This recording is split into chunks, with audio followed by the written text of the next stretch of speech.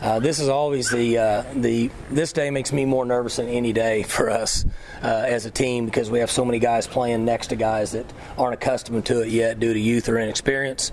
And we got out of it. It was good. Got some veteran guys, got some work, some young guys got to play a little bit. And so I'm glad that we got through today. We had a great crowd. It was awesome to have this many people here, and they'll be out there for 30 minutes with the team. So we're looking forward to the next phase. You know, we've got April and half of May, and then June and July for preparation for September and August, which is the most important time of the year right now for us. So this will be a big phase for us. So we're excited about the training. Coaches are all hit the road and get on road recruiting. How'd you feel about the backup quarterbacks today? I thought Taylor played well. The defense was a little loaded on the orange. The two ends on the orange were a lot more mature, put a lot of pressure on the black. We had a hard time. Black had a hard time controlling those guys. But I thought Taylor did a good job. And the other guys that were inexperienced look inexperienced to me. So I thought 14 did well. Probably 11 right now, depending on how Jelani develops. Really wouldn't want to burn a year on a guy for that package. So 11 would be the leading candidate right now. Mike had a few offensive linemen not play today for injuries or whatever reason. Right. Did that limit what you're able to do? Sure. Well, we had, I think, one guy on each side that was an experienced lineman, and four young guys. Crabtree will be out a couple weeks. Larry Williams would have been out a couple weeks. Deontay Noel, same thing. So then all those three guys all got dinged up just in the last couple days. So that we had to make some adjustments there. Almost just went to an offensive-defensive scrimmage, but we decided to go ahead and split it up. Seems like a lot of things we saw today was reinforcement of what we might have already known. I think you're 28 right. Really good, defensive line really good. Is there anything that you learned new today? I thought 14 played well. I thought the running backs played well. 22 didn't have as much of a chance as the orange guys did, but I thought they ran effectively, made some guys miss, took care of the football. But I think you're dead on that there wasn't anything that came out of this that we really didn't know. We have to watch on tape to see some of the other guys, but I think we pretty much knew what we had here. With the guys that you've had come back, and especially Mason, has this process of getting to this point, does this feel different in terms of just the vibe and the energy around the team, different than past years at all? Well, there's a lot of excitement and energy with the guys. We have a number of returning players that are experienced and can make plays, and at the skill position, everybody loves to see touchdowns and catches and throws and runs. So I think there's a lot of excitement. It seems like we have really good leadership. Last year, I had mentioned to the media and really the fans that I was concerned that we hadn't really created an identity for our team, and we didn't until about the third or fourth game of the year. I think that we've somewhat created our identity now for next year's team. Jordan Brailford, some good news on him that he'll get an extra year. Sure. The benefit of that. Yeah, and he got dinged up in practice a couple days ago, so we didn't put him out there today, but he deserves it. He's had a couple injuries, but he's had a great spring, and I think he's one of those guys that should really impact our team next fall. What do you think Rudolph did? He had that interception, also a couple of long. Yeah, he floated one there at the end, but overall I thought he played real well. He was accurate with his throws, handled the offense well, understood the clock, and he should. He's a veteran. He's been around here a long time. He's a good player. Coach, you mentioned the sense of an identity. What would you say that is at this point? Well, that our leaderships have established themselves, and that our team understands our culture, what we've created for them, and what it takes to be successful. And sometimes we don't get those 4 or 5 guys that pull our team along until maybe the summer, maybe into the season. And I feel like now they're already doing that, and that'll help them throughout the summer. Mason obviously has done a great job. He's been very humble, but also he's worked as hard as anybody on the team. Mike Tyrell Alexander made a few nice catches today. Does he seem to fit in this platooning of receivers you see next year? We haven't talked about him a whole lot. He's one of those guys that'll come in and make plays. You have Dylan Stoner that's in there that wasn't even out there today. You got McCleskey that's in there, and then he can come in and make plays also. We've got a pretty big group of guys that can make plays, and he's one of them. Looks like you got 2 guys potentially that could pump for you, but field goals were a little. Yeah, If either yeah, way. yeah. Amendola usually is good on those 50-yarders. I thought he made the long one. He must have missed it to the left a little bit. But certainly a big part of our offense. The scoring opportunity that the field goal kicker gives you is very important. I would have liked for us to be able to have been a little more accurate in our field goals, but I thought we punted the ball excellent, and as always, Zach was perfect on his target punting down inside the 10. Considering where you were last year, do you feel any differently about your run game at this point in the season? Well, I think we'll be an effective running team. We have to get good play out of our Cowboy backs. Last year, Jarwin and Zach Veach were tremendous for us. We've got some young guys out here that improved considerably over the spring, and then we've got Sione, a 2-year player that's coming in that should help us impact there. And if we can get some play out of them, I don't think there's any question we'll be able to run the ball. Like, what kind of progress did you make defensively this spring? How earlier in the week, I said I think we're fast.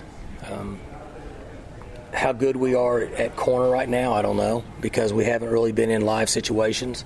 I thought some of the young corners played well today. I thought 8 and 4 both defended well. And that's really where you find out. Unfortunately, at that position, you don't find out until they get in live games. I don't think there's any question we're going to be pretty good up front. We're going to be too deep across the board in our ends and tackles, and we've got linebackers. So I feel good about where we're at. We've just got to get some good corner play as we move on to the season. Mike, this week last week you were pretty aggressive about getting Mason Rudolph's name out there for the Heisman. What makes him a Heisman contender? Oh, I think his success over a 3-year period and his numbers kind of speak for themselves. He's winning. He's a great leader. We're always a little tentative about that because I don't want to put pressure on him. But I think it's fair play that he's earned that, and are unlocking the code that our social media people and our sports information came up with. I thought was a really good plan because it was kind of neat and catchy, but it wasn't just us out there proclaiming how great he is, because that doesn't really fit his role. He doesn't feel comfortable in that area, but his name deserves to be out there. Would you guys not do that if you felt like you couldn't handle the pressure of Yes, right.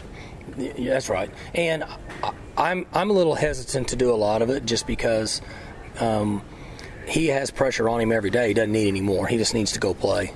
But I think it's fair to put him in that situation, and that's why we came up with the plan we did about the code. This is the first time I think that you've done this early with a player since you've been here. Is that the way you? And is it a little different with Mason maybe than anybody you've had because of the experience? That's right. And so many years and been here, and the numbers, the success we've had with him here as a quarterback. And so we just kind of feel like that we deserve, or he deserves, that notoriety. And, interestingly enough, we could have a wide receiver that could be in it in the end.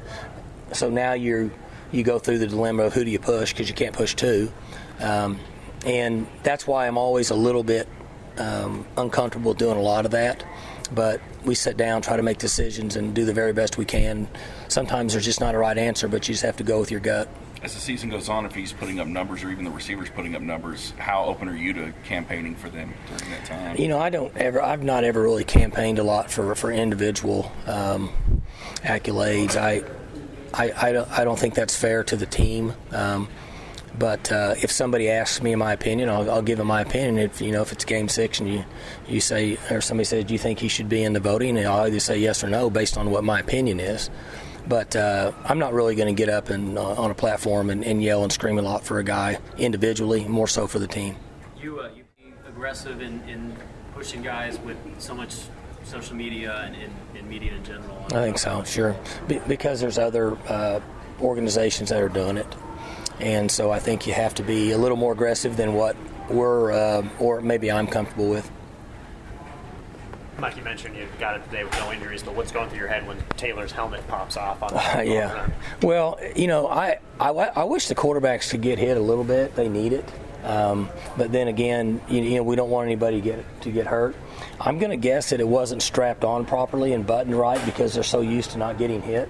And so that ought to be a good reminder for him to kind of protect yourself at all times. But he moved around pretty well today. I thought his mobility added to his game. You said you don't want guys getting hurt. Ultimately, how physical do you want to see spring football be for you to feel comfortable for next year? Well, we're pretty physical. In our practices, when we're padded, we finish practice with 50 plays of a team thud. And it's as close as you can get to a live game without chop blocking, cut blocking. If there's a receiver that's laid out, hitting them in the air. We try not to do a lot of tackles from the side. But we're pretty physical in our practices. You mentioned James Washington in terms of leadership. How, other than what he does on the field, is he a leader? Well, James is very humble, and he's a hard worker, and he lets us play and is an example every day of kind of what it's all about. Great young man, works hard, trains hard. And I said this years ago when we had Blackman and Whedon and some of those guys that it's always easy to coach when your best players are your hardest workers. And that's a pretty good illustration of what James Washington brings to the table. I know there's not a lot of downtime for you in the summer, but anything you're looking forward to doing as the summer months roll up here? Well, I'll be doing a lot of travel baseball with the boys, and then looking forward to another rattlesnake hunt. And I've had a lot of people email me with requests, and I appreciate that. So I'm looking forward to doing that. To hunt with you is what you're saying? Or? Yeah, different areas that if you come down here, I had a guy email me a snake that had to be at least this thick, and it was probably about 6 foot tall, and he said, "This is what we have on our property, come here."